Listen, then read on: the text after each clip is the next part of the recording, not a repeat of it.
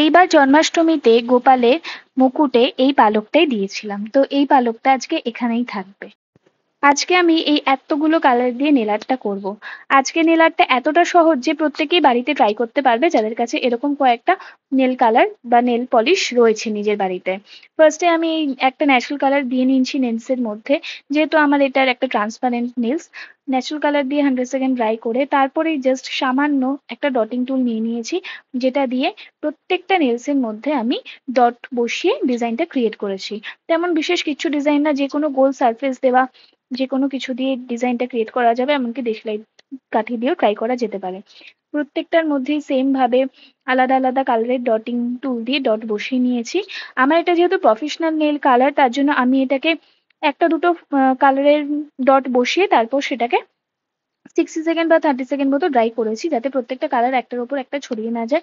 এমনি যদি কালার হয় তাহলে একটা বা দুটো কালার দিয়ে তারপরে কিছুক্ষণ ড্রাই করে নিলেই কালারটা ভালো মতো স্টে করবে, ডিজাইনটা খুব সুন্দর হবে।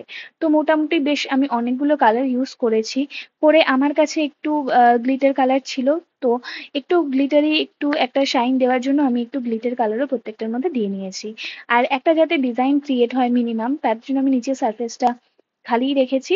পুরো সারফেসের মধ্যেও করলে ভীষণ ভালো লাগবে। বিভিন্ন রকম ভাবেই এই ডট গুলো ক্রিয়েট করা যায়, আর প্রত্যেকটা ভাবেই সুন্দর লাগে। মাল্টি কালার হলে তো আরো বেশি ভালো লাগে। তো ওপর দিয়ে আমি টপ কোট দিয়ে নিয়েছি। যদি বাড়িতে কোনো এরকম টপ কোট না থাকে তাহলে যে কোনো এরকম ট্রান্সপারেন্ট যে নেল পলিশ কালার পাওয়া যায় সেটা ওপর দিয়ে নিলে জিনিসটা ন্যাচারাল দেখাবে।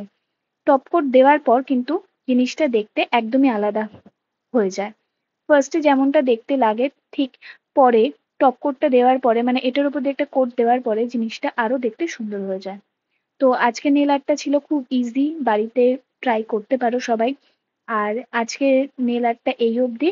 দেখা হচ্ছে আবার নতুন অন্য কোনো ভিডিও নিয়ে। Thanks for watching my video. ভালো লাগলে লাইক অ্যান্ড সাবস্ক্রাইব করতে অবশ্যই ভুলো না। Thanks for watching.